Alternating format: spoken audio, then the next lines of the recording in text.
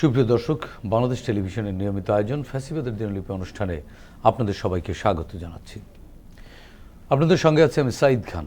আলোচনার জন্য আমার সঙ্গে আছেন দুজন অতিথি। আমার ডান দিকে আছেন বাংলাদেশ জাতীয়তাবাদী ছাত্রদল কেন্দ্রীয় সংসদের সাবেক সাধারণ সম্পাদক, ফ্যাসিবাদ বিরোধী ছাত্র ঐক্যের সাবেক মুখপাত্র সাইব মাহমুদ জুয়েল। আছেন লেখক ও অনলাইন অ্যাক্টিভিস্ট হুমায়ুন কবির। শাসকরা যখন জনগণের মৌলিক অধিকার কেড়ে নেয় তখনই ঘটে গণবিপ্লব। 69, 90 এবং 24-এর অভ্যুত্থান তাই বলে। জার্মানির হিটলার, ইতালির মুসোলিনি, জাপানের হিদেকি তোজো, স্পেনের ফ্রান্সিসকো ফ্রাঙ্কো এবং বাংলাদেশের মুজিব ও হাসিনা তার প্রকৃষ্ট উদাহরণ। মানবজাতির ক্যালেন্ডারের পাতাকে রক্তাক্ত করা দেশ বিদেশের এই শাসকরা জেনে গেছে অত্যাচারের ফলাফল কি হয়। গবেষণামূলক এই অনুষ্ঠানের মাধ্যমে আমরা বিগত সরকারের যাবতীয় ফ্যাসিবাদী ও স্বৈরাচারী নীতির ধরনকে চিহ্নিত করবার চেষ্টা করছি, খুঁজে বের করবার চেষ্টা করছি নাগরিক অধিকার নিশ্চিতের পথ, যাতে ভবিষ্যতে আর কোনো শাসক নাগরিক স্বাধীনতাকে লঙ্ঘনের সাহস না পায়। দর্শক, আজ 11 জানুয়ারি 2026। বিগত শেখ হাসিনার শাসনামলের শুধুমাত্র এই দিনটিতে কি কি ঘটেছিল অতিথিদের সঙ্গে আলোচনার আগে বিভিন্ন গণমাধ্যম থেকে সংগৃহীত কিছু সংবাদের শিরোনাম দেখে আসি। 2011 পুঁজি হারিয়ে দিশেহারা বিনিয়োগকারীরা, লেনদেন বন্ধ। 2012 জাতীয় বিশ্ববিদ্যালয়ের অনার্স ভর্তি পরীক্ষার ফল নিয়ে অরাজকতা। 2014 জামায়াতের সঙ্গে জোট কৌশলগত। খালেদা জিয়া। 2015 খালেদা জিয়ার কার্যালয়ের সামনে আবারও ট্রাক। 2016 ইজতেমায় পুলিশের অস্ত্র কেড়ে নেওয়ার চেষ্টা, ছাত্রলীগ কর্মী আটক। 2017 শেয়ার বাজার কেলেঙ্কারি, নীরবে সালমান এফ রহমানের 2 মামলা বাতিল। 2018 জিয়া অরফানেজ ট্রাস্ট দুর্নীতি মামলা, রাষ্ট্রপক্ষের 6 সাক্ষীর বিরুদ্ধে উল্টো শাস্তির আবেদন। 2019 চাঁদা না দেয়ায় যুবলীগ কর্মীর হামলা, গুলিবিদ্ধ সহ আহত 7। 2022 গণতন্ত্র হত্যা ও মানবাধিকার লঙ্ঘনেই সরকারের বড় সাফল্য, মির্জা ফখরুল। শিরোনামগুলো দেখলাম, এবার শুনবো আলোচনা। শুরুতেই যাচ্ছি হুমায়ুন কবির, আপনার কাছ থেকে জানতে যাচ্ছি 2013 সালের একটি সংবাদের শিরোনামে আমরা দেখলাম বর্তমান সরকার দাম বদলের সরকার, বলেছিল দিন বদলের সরকার গড়বে তারা। এখান থেকে আলোচনা শুরু করতে চাই। কলামটি লিখেছিলেন সৈয়দ আবুল মকসুদ, তিনি প্রয়াত। তিনি মানুষের অধিকার নিয়ে কথা বলতেন এবং আমরা দেখেছি সরকার 10 টাকা কেজিতে চাল খাওয়াবে এবং দিন বদলে ফেলবে, মানুষের ভাগ্য বদল করে দিবে, কিন্তু নিত্যপণ্য বিশেষ করে তেল, চাল, এগুলোর দাম বা সবজি, এগুলোর ক্রয় মূল্য মানুষের ক্ষমতার বাইরে চলে গিয়েছিল এবং মানুষ কথাও বলতে পারছিল না। কথা বললেই রাজনৈতিক ট্যাগিং বা ভিন্ন মতাবলম্বী এই অভিযোগ তুলে সরকারের বিরুদ্ধে বা সরকার বিরোধী নানান অ্যাক্টিভিজমের সাথে ট্যাগ করে তাদেরকে জেলখানায় যেতে হতো। ইনফ্যাক্ট আপনাকেও জেলখানায় যেতে হয়েছে এগুলো বলতে গিয়ে, লিখতে গিয়ে, এবং আপনি গুম হয়ে গিয়েছিলেন।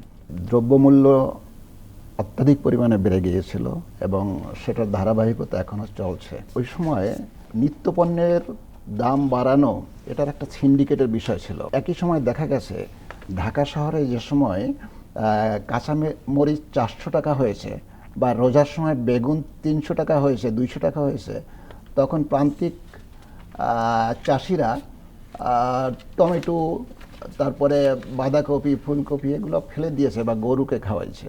এই দাম, এটা একটা সিন্ডিকেটের জন্য আমরা এই দামের। এই সিন্ডিকেট কারা ছিল? এই সিন্ডিকেট সরকারের মধ্যেই ছিল এবং ব্যবসায়ীদের মধ্যে। এই মূল সিন্ডিকেটটা কিন্তু করে ব্যবসায়ীরা। পথে পথে তো আছেই আপনার চাঁদাবাজি, এখানে ওখানে আছে। আর ব্যবসায়ীদের একটা জিনিস হলো কি, ওরা যদি শোনে যে কোনো কারণে বাজার দর বেড়ে গেছে, ওরা আরও 10 গুণ বাড়াই দেয়। ওরা বাজেট আসার আগেই একটা বলে যে বাজেট আসতেছে, এখন দাম বেড়েছে। বাজেট আসলে ওইটা কার্যকরী হইতে 1 মাস সময় লাগে বা 15 দিন 1 মাস সময় লাগে, কিন্তু ওরা বাজেট ঘোষণার আগেই দাম বাড়াই দেয়। এবং যে বর্ধিত দাম সেটি আর কমাতে দেখিনি আমরা। না, এটির কারণ কি? দেখা গেল বাজেটে দাম বাড়েনি, কিন্তু তারা যে বাড়িয়েছে আর কমাচ্ছে না। জি, যেমন ধরেন আপনার এই যে রমজানে, এই প্রতি বছরই রমজানের সময় খেজুরের একটা শুল্ক কমাই দেয়, 5% করে দেয়, 20-30% থেকে বা 40% থেকে বা 20% থেকে। তার সুফল কিন্তু ভোক্তারা কেউ করছে না, ভোগ করতে পারছে না। সেটা ওই সিন্ডিকেট, ওই ব্যবসায়ীরা যারা আমদানি করে এবং ফল আমদানি করে কিন্তু মুষ্টিমেয় কিছু, তারাই এর নিয়ন্ত্রণ করতেছে এবং তারা মূল লাভটা তারা নিয়ে নিচ্ছে। এবং তারা লাভটা নেওয়ার পিছনেও আছে বাণিজ্য মন্ত্রণালয়ের কিছু অসাধু লোক, যে তাদেরকে মুখ বন্ধ করে রাখে যে আমরা এত দাম কমালাম, এত ট্যাক্স কমালাম, তারপরও কেন দাম বাড়ে। হুমায়ুন ভাই, এই সিন্ডিকেটগুলো তো আসলে রাজনৈতিক ক্ষমতাকে কেন্দ্র করেই গড়ে ওঠে। অবশ্যই। কিন্তু সেই ক্ষমতাসীন রাজনৈতিক দল বা ক্ষমতাসীন যে সরকার থাকে, তারাই সিন্ডিকেট ভাঙবার ব্যাপারে বারবার নানানভাবে কথাও বলে থাকে। না, কথা বলে। এখন এখানে আমাদের মূল সমস্যাটা হচ্ছে প্রশাসনিক যে বা আমলাতান্ত্রিক যে জটিলতা বা যে লাল ফিতার দৌরত্ব, সেখান থেকে আমরা বের হতে পারছি না। এখানে কে জবাবদিহি করবে যে আমি ট্যাক্স কমানোর উপরে, শুল্ক কমানোর উপরে তেলের দাম কিংবা পেঁয়াজের দাম বা আপনার খেজুরের দাম কেন বাড়তেছে? ওরা শুধু কমাইয়েই দেয় করে, এবং কমানোর সময় একটা বড় রকমের লেনদেন হয় যেখানে দরকার হয় সেখানে। তারপরে বাজার দর কমে না, শুধু ওদের শুল্কটা কমে, শুল্ক কমে ওদেরকে লাভ দেওয়া হয়, আর ওই যে আগের যে দাম সেই দামেই বিক্রি হয়। এখানেই হলো মূল সমস্যাটা। এইখানে যারা জড়িত তাদেরকে কখনো তাদের নাগাল আমরা যারা ভোক্তারা তারা তো পাওয়ার চিন্তাই করি নাই, সাধারণ মানুষও চিন্তা করে না, দোকানদার যা বলে এখনো তাই। এখনো একটা জিনিস কি, শেখ হাসিনার সময় বলেছে যে সব কিছুর দাম আমরা দেখতাম বাড়ছে, ওনারা বলতেন দাম কমছে, তাই না? না, সব দাম কমে গেছে। ওখানে একটা জিনিসের দাম কমতো, সেটা হলো মানুষের জীবনের দাম। সাইফ মাহমুদ জুয়েল, আপনার কাছ থেকে আলোচনা শুনতে চাই। সেটি হচ্ছে যে বিগত সরকার কথায় কথায় বলতো যে পণ্যের দাম বাড়ছে তাতে কি যায় আসে, মানুষের ক্রয় ক্ষমতা বেড়েছে।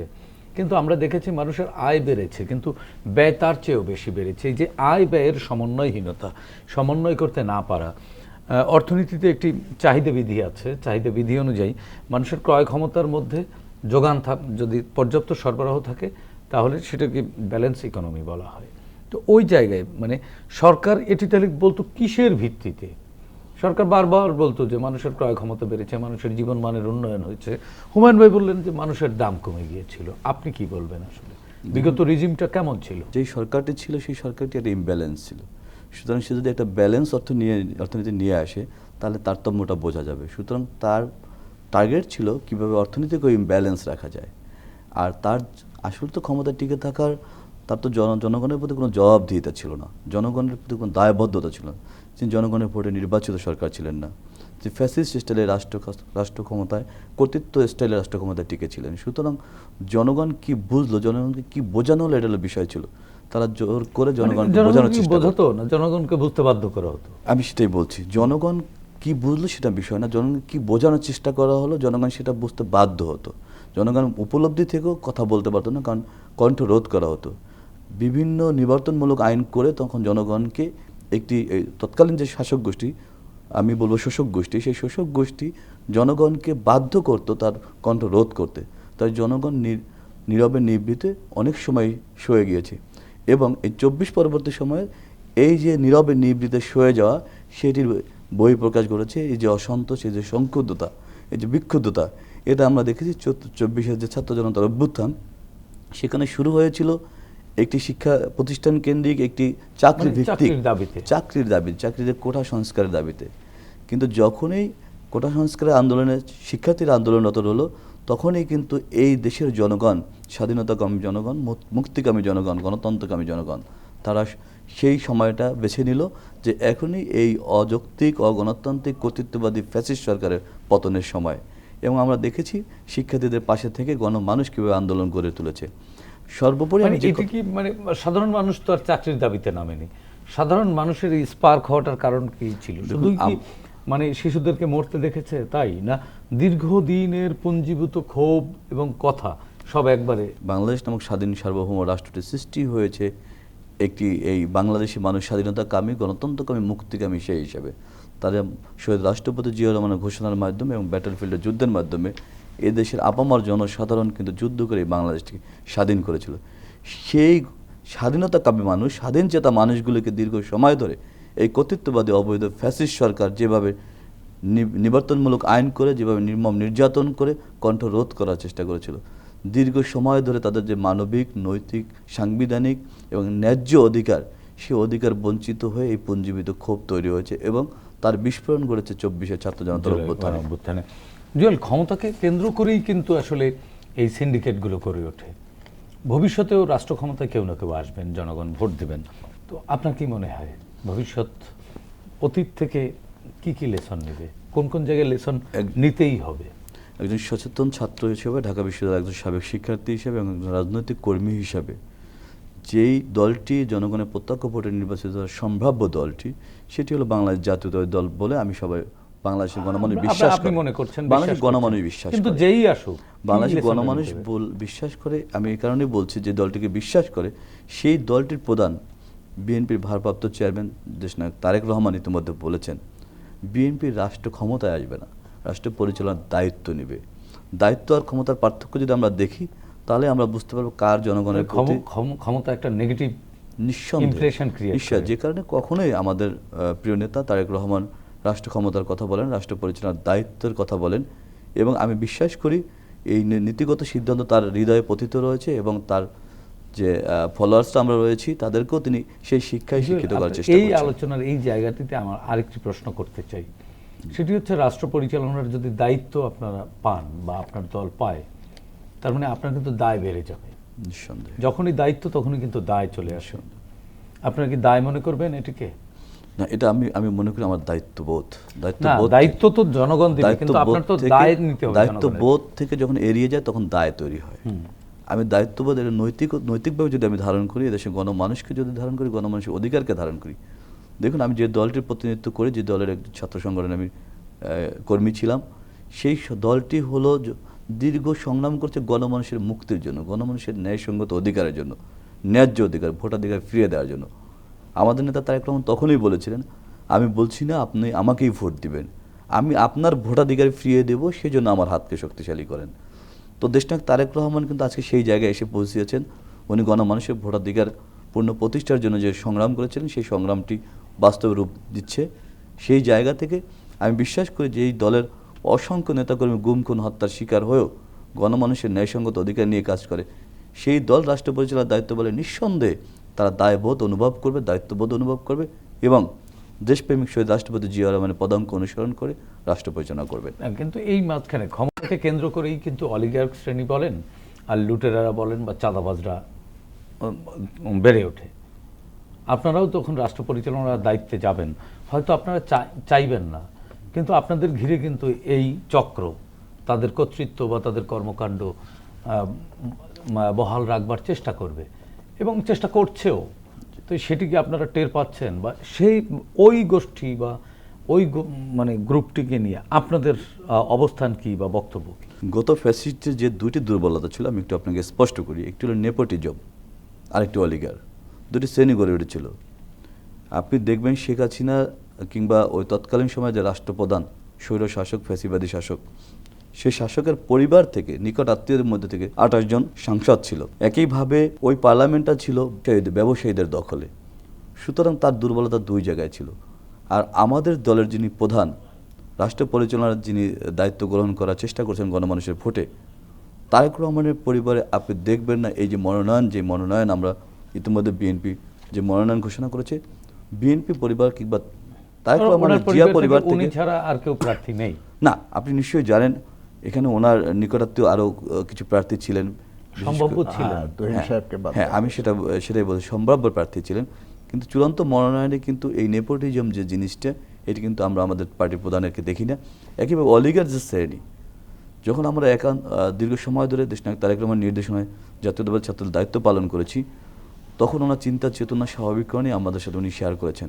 কর্মী হিসেবে আমরা যে নেতাকে দেখেছি, ইনশাআল্লাহ রাষ্ট্রপ্রধান হিসেবে সেই নেতাকে যদি দেখি, আমি দৃঢ়ভাবে বিশ্বাস করি এদেশে গণমানুষের অধিকার নিশ্চিত করার ক্ষেত্রে উনি কোনো অলিগার শ্রেণী তৈরি করবেন না। এবং চাটুকারদেরকেও তিনি না, নিঃসন্দেহে আপনি তো নিশ্চয়ই লক্ষ্য করেছেন, যদি সেরকম পরিস্থিতি হয় তাহলে মানে আবারও ওই জুলাই বাস্তবতার মুখে আমি দ্বিমত করি। সেই পরিবেশ আমি বিশ্বাস নিয়ে বলি, আমি দৃঢ়তা নিয়ে বলি, সেই পরিবেশ তৈরি হবে না। এই কারণেই আপনি ইতিমধ্যে দেশনায়ক তারেক রহমানের যে জীবন আচরণ, তাতে করে আপনি দেখবেন চাটুকার শ্রেণী তার কাছে এসে যে অতিরিক্ত যে বিশেষণে বিশেষায়িত, ইতিমধ্যে আমি যেই বিশেষণটা বারবার দিচ্ছি, এটা আমার হৃদয়ে পতিত রয়েছে দেশনায়ক।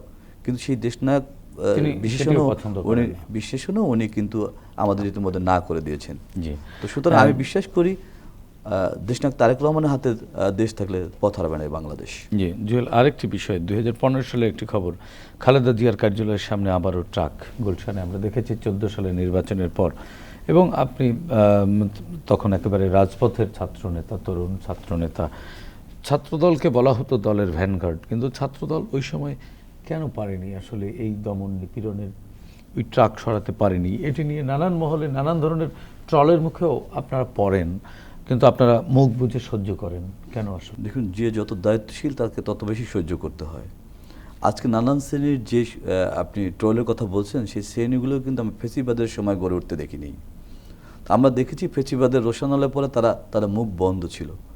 আমি যখন ফেসিবাদ বিরোধী ছাত্রঐক্য করি দেশনায়ক তারেক রহমানের নির্দেশনায় 15টি ক্রিয়াশীল ছাত্র সংগঠন নিয়ে, তখন বর্তমান যে মাননীয় প্রধান উপদেষ্টা এবং আমাদের প্রিয় নেত্রী মমতা মহিমা, দেশনেত্রী বেগম খালেদা জিয়াকে নিয়ে এই খুনি হাসিনা কিন্তু একটি কটূক্তি করেছিলেন। এই টুক করে ফেলে দেওয়া হবে, হ্যাঁ, টুস করে ফেলে দেওয়া হবে এবং চুবিয়ে মারা সাহেবকে নিয়ে চুবিয়ে মেরে ফেলা হবে, এ ধরনের হত্যার হুমকি দিয়েছিল। তার প্রতিবাদে এই যে তথাকথিত এখন যারা ট্রোল করেন কিংবা যারা এখন ব্যানারের নেতৃত্ব দেওয়ার চেষ্টা করছেন, এই মানুষগুলো কিন্তু একটি কথাও বলতে আমরা দেখিনি। তখন আমরা দেশনায়ক তারেক রহমানের সাথে যে তার নির্দেশনে আমরা পথ চলি, জাতীয়তাবাদী ছাত্রদলের সাংগঠনিক অভিভাবক তিনি, আপনি জানেন, জাতীয়তাবাদী ছাত্রদল তৎকালীন সময়েই কিন্তু ওই ঢাকা বিশ্ববিদ্যালয়ের রাজু ভাস্কর্যে বসে খুনি হাসিনাকে চ্যালেঞ্জ করে এবং এই বক্তব্য প্রত্যাহার করার জন্য জাতীয়তাবাদী ছাত্রদলের চ্যালেঞ্জ ছিল। চ্যালেঞ্জ পরবর্তী সময় তার যারা সন্ত্রাসী বাহিনী, তারা জাতীয়তাবাদী ছাত্রদলের উপর আক্রমণ করার চেষ্টা করে এবং প্রতিরোধ গড়ে তুলেছিল জাতীয়তাবাদী ছাত্রদল। কিন্তু আপনারা ওই ট্রাক সরাতে পারেন। আমি বলছি, বিষয়টি হলো সবই ধারাবাহিক বিষয়। যখন যেই সফলতা আসবে, চূড়ান্ত সফলতা না আসা পর্যন্ত ওই সফলতাকে সফলতা বলা যায় না, যেহেতু আমরা ফ্যাসিবাদের পতন করতে পারিনি তখন পর্যন্ত। কিন্তু আমাদের আন্দোলন ধারাবাহিকভাবে চলছিল। দেশনেত্রী বেগম খালেদা জিয়াকে যখন বালুর ট্রাক দেওয়া হলো, তখন আপনি দেখেন এই সমগ্র ঢাকা শহর ছিল এই খুনি হাসিনা তৎকালীন সময়ে যে দোসর ফ্যাসিস্ট যে একটি পেটোয়া বাহিনী ছিল, তারা দমন নিপীড়নের চরম নির্যাতনের শিকার করেছিল তখন আমাদের সহযোদ্ধাদের। আমাদের প্রত্যেকটি সহযোদ্ধার নামে তখন অসংখ্য মামলা ছিল, যাকে যেখানে পাইতো তখনই গ্রেপ্তার হতো। হাজার হাজার মামলা, লক্ষ লক্ষ জড়ো হওয়া যাচ্ছিল না কোথাও, কিন্তু প্রতিবাদ মুখর ছিল কিন্তু জাতীয়তাবাদী ছাত্রদল সবসময় বাংলাদেশের প্রশ্নে, স্বাধীনতা সার্বভৌমত্বের প্রশ্নে এবং এদেশের আপসীর নেত্রী দেশনেত্রী বেগম খালেদা জিয়ার প্রশ্নে কখনোই জাতীয়তাবাদী ছাত্রদল আপোষ করেনি। হুমায়ুন কবির, আপনার কাছ থেকে আরেকটি খবরের বিশ্লেষণ শুনতে চাই। 2016 সালের খবর, সেটি হচ্ছে ইজতেমায় পুলিশের অস্ত্র কেড়ে নেওয়ার চেষ্টা ছাত্রলীগ কর্মীর এবং তাকে আটক করা হয়েছিল। মানে ইজতেমায় কেন অস্ত্র কেড়ে নিতে হবে? তখন পুলিশ এবং ছাত্রলীগকে এবং পুলিশকে কিন্তু আমরা পুলিশ লীগই বলতাম, কারণ ছাত্রলীগ আর পুলিশের মধ্যে কোনো পার্থক্য ছিল না। কাজে ওরা নিজেদের বিষয় একটা অস্ত্র নিয়ে, ওদের অস্ত্র, ওদের ইউনিফর্ম পরে, হেলমেট পরে, পুলিশের পোশাক পরেই তো আমাদেরকে আক্রমণ করেছে, বৈষম্য বিরোধী ছাত্রদেরকে নির্যাতন করেছে। কাজেই ওই একটা অস্ত্র নেওয়া এটা কোনো বিষয় না, মানে এটা মামুলি ব্যাপার ছিল, এটা আসলেই একটা মামুলি ব্যাপার। আর যেটা আমাদের জুয়েল বললেন যে আমরা ট্রাকের ব্যাপারটা যে উনি বললেন বা আপনি বললেন, এইখানে ট্রাকের ব্যাপারটা আমরা ট্রাক সরাইতে পারি না, কিন্তু আমরা কিন্তু সোচ্চার ছিলাম।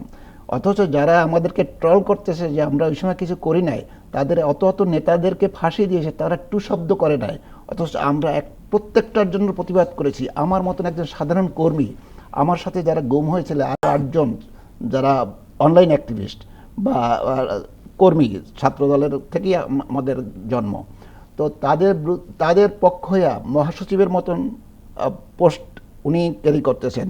ওনার মতন লোক আমার বাসায় যে দেখা করা, ওই সময় যে আমার জন্য বিবৃতি দেওয়া, একটা না একের পর এক বিবৃতি দেওয়া, লিখিত বিবৃতি দেওয়া, ইয়ে করা, এটা কিন্তু একমাত্র বিএনপির পক্ষেই সম্ভব হয়েছে, বিএনপি নেতারাই করেছেন। এবং এটা অন্য কোনো দলের নেতারা টু শব্দ করে নাই, অর্থাৎ তাদের কর্মীর জন্য করে নাই, কিন্তু আমাদের কর্মীদের জন্য, সমর্থকদের জন্য আমাদের নেতারা করেছে। কিন্তু আপনারা, হুমায়ুন ভাই, আপনারা তাদের বিরোধিতা করছেন, কিন্তু 2014 সালের আরেকটি সংবাদের শিরোনাম ভিন্ন কথা বলে। জামাতের সঙ্গে জোট কৌশলগত, বেগম খালেদা জিয়া ভয়েস অব আমেরিকাকে তার সাক্ষাৎকারে বলেছিলেন। অবশ্যই কৌশলগত, কারণ হয় কি, কারণ জামাতের যে আদর্শ, পলিটিক্যাল যে ওদের চিন্তা ভাবনা, আর সেখানে তো বিএনপির সাথে কোনো মিল নাই, কিন্তু শুধুমাত্র ফ্যাসিস্ট সরকারের বিরুদ্ধে আন্দোলনের জন্যই আমরা একত্রিত হয়েছিলাম, আমাদের দল একত্রিত হয়েছে, এটা তো স্বাভাবিক বিষয়। কারণ আবার ইলেকশনের সময় আমরা আলাদা হয়ে গেছি, এখনও যেমন, এখনও আমরা খারাপ যদি কিছু হয় সেটার জন্য ঐক্যবদ্ধ। 5ই আগস্ট পর্যন্ত বা জুলাই আন্দোলনে আমরা সবাই ঐক্যবদ্ধ হয়েছিলাম। কি ঐক্যবদ্ধ হয়েছিলাম? ফ্যাসিস্ট সরকারকে তাড়ানোর জন্য। কিন্তু সেখানে আমরা বলি নাই যে আমরা কেউ বিএনপিতে তোমরা চলে আসো বা বিএনপিকে অন্য কোনো দলে চলে আসতে বলি নাই। এমনকি ছাত্ররা যারা আন্দোলনের একটা মুখ্য ভূমিকা একটা কমন ইন্টারেস্টে কমন ইন্টারেস্টে করেছে। এমনকি আমাদের নেতা তারেক রহমান সাহেব ওনাদের কাউকে বলে নাই যে তোমরা আসো বিএনপিতে আসো, তাদেরকে স্বাধীনতা দেওয়া হয়েছে, তোমরা তোমাদের মতন করে করো, তোমরা যেটা ভালো মনে করো। এবং তারেক রহমান সাহেব বারবারই বলেছেন যে আমরা একটা জাতীয় সরকার গঠন করতে এখন চাই। যদি আবার কেউ আওয়ামী লীগের সাথে কৌশলগত জোট করে, না, আওয়ামী লীগের বিষয়টা এইটা হলো নৈতিকতার প্রশ্ন। আমি আওয়ামী লীগের সাথে মিশতে পারবো বা তাদেরকে কোনোভাবে ছাড় কোনো দিব? কোনো দল তো কোনো দল কোনো সংগঠন বা কোনো হ্যাঁ, ব্যক্তি কিছু কিছু এটা হয়। নরমালাইজ করবার চেষ্টা করছেন না? চেষ্টা করছে, অবশ্যই চেষ্টা করছে, কিন্তু এটাকে আমাদের রুখে দিতে হবে। যেমন ধরেন কিছু কিছু বিষয় নিয়ে আপনাকে বলি। হাদি যখন মারা গেল তখন কিন্তু গোটা দেশ হাদির পক্ষে একটা কথা বলেছে, তাই না? তার পক্ষে দাঁড়াইছে। আমরা সবাই বিচার চাচ্ছি, আমাদের দল থেকে সর্বোচ্চ সমর্থন দেওয়া হয়েছে। 14 সালে বেগম খালেদা জিয়া বলেছিলেন জামাতের সঙ্গে জোট হচ্ছে কৌশলগত। এখন যদি আবার কেউ কৌশলগত কারণে আওয়ামী লীগের সাথে জোট করে, সেটি কি ভুল বলবেন? সেটিও তো একটি কৌশল হতে পারে। রাজনীতি তো কৌশলের খেলা। দেখুন, আমরা বাংলাদেশি জাতীয়তাবাদে বিশ্বাস করি। এখানে কিন্তু বলা আছে সকল ধর্ম বর্ণ গোত্র নির্বিশেষে আমরা বাংলাদেশি। যারা বাংলাদেশ, ইনফ্যাক্ট আমি একটু যোগ করি আপনার আলোচনার সাথে, আপনার দলের পক্ষ থেকে যে 31 দফা দেওয়া হয়েছে সেখানে একটি গুরুত্বপূর্ণ দফা হচ্ছে রিকনসিলিয়েশন করা হবে। তো রিকনসিলিয়েশন করা হলে সবাইকে নিয়েই তো আপনারা সবার বাংলাদেশ করতে চান। সেই জায়গায় যদি কেউ কৌশলগতভাবে আওয়ামী লীগের সাথে আবার জোট করে, তখন তাদেরকে আবার কি বলবেন আপনারা? দেখুন, আপনি যে ন্যাশনাল রিকনসিলিয়েশনের কথা বলেছেন, এটা তো আসলে একটা ভিন্ন প্রেক্ষাপট তৈরি হওয়ার পরবর্তীতে দেশনায়ক তারেক রহমান কিংবা বিএনপি নিয়ে আসে তা না। বিএনপি দেশটাকে নিয়ে ভাবে, বিএনপি তাই যে রাষ্ট্রকাঠামো ভেঙে পড়েছে, ভঙ্গুরের রাষ্ট্রকে আবার পুনর্গঠিত করা প্রয়োজন মনে করে কিন্তু রাষ্ট্র কাঠামো মেরামতের 31 দফা ঘোষণা করেছিল। সেখানে যে আপনি ন্যাশনাল রিকনসিলিয়েশনের কথা বলেছেন, এটা যারা ভিশনারি লিডার থাকে তারা অনেক আগে থেকেই উপলব্ধি করেন এই রাষ্ট্রটাকে কী হতে পারে, রাষ্ট্রে কী কী করা প্রয়োজন। যে কারণে আমি যেটি বলতেছিলাম, বাংলাদেশি জাতীয়তাবাদও কিন্তু আমাদের একই মতাদর্শ রয়েছে। সকল ধর্ম বর্ণ গোত্র নির্বিশেষে আমরা যদি বাংলাদেশকে ধারণ করি, আমরা ওদের ঐক্যবদ্ধ হওয়ার সুযোগ রয়েছে। কিন্তু আজকে যে কথাটি আপনি বলেছেন, 24 ছাত্র জনতার অভ্যুত্থানের পরবর্তী সময়ে বাংলাদেশে আবারও আওয়ামী লীগকে প্রাসঙ্গিক করলো কারা? করে ফেলেছে। কিন্তু বাংলাদেশের প্রাসঙ্গিক করছে, আমি দৃঢ়ভাবে বিশ্বাস করি যারা দুটি শ্রেণী প্রাসঙ্গিক করেছে। একটি হলো আমাদের স্নেহাস্পদ অনুজরা, তাদের প্রতি আমি আমার স্নেহ রেখেই বলি, যারা অনেকেই আমার মিছিলের সহযোদ্ধা ছিল, সারথি ছিল। তো তারা এই ব্যানারের নেতৃত্ব যারা দিয়েছেন, তারা আপনি নিশ্চয়ই লক্ষ্য করেছেন আমাদের এই ছাত্র জনতার অভ্যুত্থান পরবর্তী সময়ে যে খুনি কাউন্সিলররা যাদের হাতে রক্ত রঞ্জিত হলো, আমার সহযোদ্ধার রক্ত, যাদের হাত রক্ত রঞ্জিত, সেই সকল কাউন্সিলরদেরকে নিয়েও কিন্তু তারা একটা মিটিং করেছে। এটা হয়তোবা তাদের বোঝার ভুল, অথবা কোনো কুচক্রী মহলের ষড়যন্ত্রে তারা পড়েছে। আমি বিশ্বাস করি তারা এই প্রজন্ম বাংলাদেশকে ধারণ করা উচিত, যেহেতু তাদের অসংখ্য সহযোদ্ধাকে দেখেছে পাশ থেকে গুলিবিদ্ধ হয়ে কীভাবে শহীদ হয়েছেন। সুতরাং তাদের রক্তের প্রতি শপথ থাকা উচিত। এবং এখনও আমাদের অনেক সহযোদ্ধা হাসপাতালে তারা কাতরাচ্ছে, তাদের দিকটি বিবেচনা করা হলো মানবিক বিষয়গুলো তাদের ভিতরে থাকা উচিত। আমাদেরকে এই বাংলাদেশে এত দ্রুত আওয়ামী লীগকে প্রাসঙ্গিক করা উচিত হয়নি। একইভাবে আরেকটি শ্রেণী যারা আমরা দেখলাম, চাঁপাইনবাবগঞ্জের এক নেতা, একটি রাজনৈতিক দলের নেতা, তিনি বলছেন যারা আওয়ামী লীগ করেছেন কোনো অসুবিধা নেই, আমাদের দলে আসেন, আমরা আপনাদের নিরাপত্তা দিব, এসপি সাহেবকে বলে দিব, ওসি সাহেবকে বলে দেব, ডিআইজি সাহেবকে বলে দিব। আপনি নিশ্চয়ই জানেন জামাতের এক নেতা বলেছেন। তো আমি দেখিনি জামাতের পক্ষ থেকে তারপর একটি বিবৃতি দিত, এটা তার ব্যক্তিগত বক্তব্য। তাহলে কি আমরা ধরে নেব এটা জামাতের সামগ্রিক বক্তব্য? যদি ওনারা বলেছেন যে ব্যক্তিগত বক্তব্য, এটি দলগত বক্তব্য। এটা একদিন পরে অনেক প্রতিবাদ মুখর হওয়ার পরে সামাজিক যোগাযোগ মাধ্যমে প্রেক্ষাপটে বলেছে, যখন প্রগতিশীল নেতৃবৃন্দ, আমরা যারা সচেতন নেতাকর্মী, জাতীয়তাবাদী দলের কিংবা দেশপ্রেমকে যারা ধারণ করি, যারা সচেতন নাগরিক, তারা যখন প্রতিবাদ মুখর হয়েছি, তখন তারা এমন একটি কথা বলেছেন, তার বিরুদ্ধে কোনো ব্যবস্থাও নেওয়া হয়নি। দেখেন, এই দেশটাকে আগে ধারণ করতে হবে। একটি হলো আপনি দায়সারাভাবে একটি তাকে ব্যক্তিগত পোস্ট বলে দিয়েছেন। আমি মনে করি যে মানুষটি গণহত্যাকারীদেরকে আহ্বান জানালো, সেই মানুষটির বিরুদ্ধে ব্যবস্থা গ্রহণ করা উচিত ছিল। যদি তাই না করে থাকে, আমাদের গণহত্যাগুলো কিন্তু মনে করিয়ে দেয়। আপনার কাছ থেকে আরেকটি জিনিস জানতে চাই, যেহেতু আপনি তরুণ নেতৃত্ব, তরুণ রাজনীতিক, আগামী দিনে আরও বেটার বাংলাদেশের জন্য আপনার অবশ্যই প্ল্যান আছে এবং একটা সুন্দর বাংলাদেশ নিয়ে আপনি ভাবেন। তো সেই জায়গা থেকে আগামী দিনে যারা রাষ্ট্র পরিচালনার দায়িত্বে আসবে, আপনার বক্তব্য অনুযায়ী ক্ষমতায় না রাষ্ট্র পরিচালনার দায়িত্বে আসবে, তাদের আচরণ কেমন প্রত্যাশা করেন? কারণ আপনাদের যে পুরো রাজনৈতিক ক্যারিয়ারটাই একটা দুঃসময়, একটা খরস্রোত, মানে দীর্ঘ বালিয়ারি ডিঙিয়েছেন আপনারা, নানান বাধা বিপত্তি, যেখানে প্রতিদিন মরে যাওয়ার আশঙ্কা করতেন, বাড়িতে থাকতে পারেননি। কিন্তু পরবর্তী রাজনীতিটা, পরবর্তী বাংলাদেশটা কেমন চান আসলে? তোমাদের তো রাষ্ট্র কাঠামো মেরামতের একটি দফা আপনি যেটা অলরেডি বললেন, ন্যাশনাল রিকনসিলিয়েশনের কথা, একটি সহানুভূতিশীল, একটি আন্তরিক পরিবেশের বাংলাদেশ কিন্তু আমরা সম্প্রীতির বাংলাদেশ গড়তে চাই। আমাদের প্রিয় নেতা কিন্তু তারেক রহমান সেটিই বলেছেন। কিন্তু সেই সম্ভাবনা কি দেখেন বর্তমান বাস্তবতা? আমি সেই আশঙ্কার কথাই বলছিলাম যে এই 24শে ছাত্র জনতার অভ্যুত্থান পরবর্তী 1-1.5 বছরের মধ্যে কিভাবে একটি গণহত্যাকারী যারা একদম এরকম একটি জেনোসাইড চালালো, তারা রাজনীতিতে প্রাসঙ্গিক হলো। আমি এটা মনে করি আমরা যারা জুলাই ছাত্র জনতার অভ্যুত্থানে ছিলাম, যারা অংশগ্রহণকারী, তাদের প্রত্যেকেরই আবার এটাকে রিকনসিডার করা উচিত, কোথায় আমাদের ভুল হচ্ছে। আমাদের এটি রিজাজমেন্টে যাওয়া উচিত নিঃসন্দেহে পুনর্বিবেচনার দাবি রাখে। এই কারণে, কারণ আমার যে সহযোদ্ধা শহীদ হয়েছে ওই একইভাবে কিন্তু আমিও শহীদ হতে পারতাম। কবর তো এখনো পূরণ হয়নি, কিন্তু ধারণা বদলে গেছে। এক্স্যাক্ট।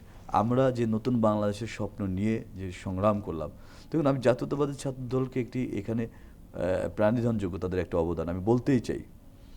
জাতীয়তাবাদী ছাত্র দলের এই জুলাই ছাত্র জনতার অভ্যুত্থানের দ্বিতীয় যে শহীদ ওয়াসিম, তিনি কিন্তু জাতীয়তাবাদী ছাত্র দলের কর্মী ছিলেন এবং আমার খুবই ঘনিষ্ঠ সহযোদ্ধা অনুজ ছিলেন।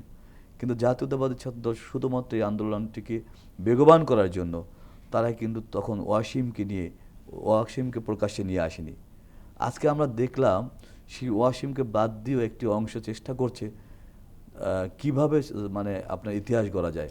তাদেরকে আমি একটু বলতে চাই, ওয়াসিমের রক্ত আর আমাদের অন্যান্য সহযোদ্ধাদের, সাইদ মুগ্ধ কিংবা অন্যান্য যারা শহীদ হয়েছেন, আমার ছাত্র দলের প্রায় 54 জন নেতাকর্মী শহীদ হয়েছেন, তাদের রক্তের রং কিন্তু ভিন্ন নয়। তাহলে আপনার চেতনায় ভিন্নতা রয়েছে। আপনাদের চেতনা হতে হবে বাংলাদেশ নির্ভর, এই বাংলাদেশকে ধারণ করতে হবে। তাহলে যে বাংলাদেশের স্বপ্ন নিয়ে আপনারা কথা বলছেন, সেই স্বপ্ন আপনারা বাস্তবায়ন করতে পারবেন এবং মানুষ আপনাদের প্রতি আস্থা রাখবে। ইতিমধ্যে 24শে ছাত্র জনতার অভ্যুত্থানে যাদের উপর আস্থা রেখে সমগ্র শিক্ষার্থীরা, সমগ্র রাজনৈতিক দল, সমগ্র বাংলাদেশের মানুষ আমরা ঐক্যবদ্ধ হয়েছিলাম, সেই রাজনৈতিক দল, সেই নেতৃবৃন্দই আজকে রাজনৈতিক দল গঠন করার পরবর্তী সময় আমরা দেখেছি তাদের মধ্যে দ্বিধা বিভক্তি, তাদের মধ্যে চেতনার বিভক্তি, তাদের মধ্যে যে বিভাজন সৃষ্টি হয়েছে, একইভাবে গণমানুষের আস্থা হারাতে বসেছেন তারা। আমি একজন জুলাই ছাত্র জনতার অভ্যুত্থানের একজন অংশগ্রহণকারী হিসেবে, একজন রাজপথের একজন কর্মী হিসেবে তাদেরকে উদাত্ত আহ্বান জানাবো। বাংলাদেশ বিরোধী সকল অপশক্তির বিরুদ্ধে আমাদের সোচ্চার হতে হবে। সকল গণহত্যাকারীদের বিচার আমাদের নিশ্চিত করতে হবে। সেটি 71 কিংবা 24 যেটাই হোক, সকল গণহত্যাকারীদের বিচার আমাদের নিশ্চিত করতে হবে। হুমায়ুন কবির ভাই, একেবারেই শেষ করবে 1 মিনিটে আপনার কাছ থেকে। কেমন রাষ্ট্র চাই বা কেমন, এবং জুয়েল খুব সুন্দরভাবে বলেছেন যে আমরা আসলে কি চাই, এবং ওনার প্রত্যাশা এবং আমার প্রত্যাশার মধ্যে কোনো ইয়ে নাই। মানে আপনারা কিন্তু ভিন্ন প্রজন্ম, কিন্তু প্রত্যাশা কিন্তু একই জায়গায় মিলে গেছে। স্বাধীনতা সার্বভৌমত্বের বিষয়ে আমরা একেবারেই জিরো টলারেন্স, এবং এখানে কোনো ছাড় নেই। যারা গণহত্যার সাথে জড়িত তাদেরকে কোনোভাবেই মাফ করা যাবে না। জি, ধন্যবাদ। আর একটা জিনিস আমি এখানে বলতে চাই, আমরা যারাই নির্বাচিত হয়ে আসবে তারা যেন কোনো সেবক হয়, জনগণের সেবক হয়, এটা আমরা চাই। জি, হুমায়ুন কবির ভাই আপনাকে ধন্যবাদ। সাইফ মাহমুদ জুয়েল আপনাকেও। প্রিয় দর্শক, 24শে ছাত্র জনতার গণ অভ্যুত্থান পৃথিবীর ইতিহাসে নতুন এক পরিচয় পরিচিত করেছে বাংলাদেশকে। জনগণ আসলে শাসকের শোষণ নয়, চাই স্বচ্ছতা ও জবাবদিহিতামূলক রাষ্ট্র ব্যবস্থা, যার মাধ্যমে রাষ্ট্রে তাদের অধিকার নিশ্চিত হবে, প্রজা থেকে হয়ে উঠবেন নাগরিক। আসুন নতুন এই বাংলাদেশকে আমরা নাগরিক বান্ধব হিসেবে গড়ে তুলি, সাধ্যমতো ভূমিকা রাখি দেশ ও জাতি গঠনে।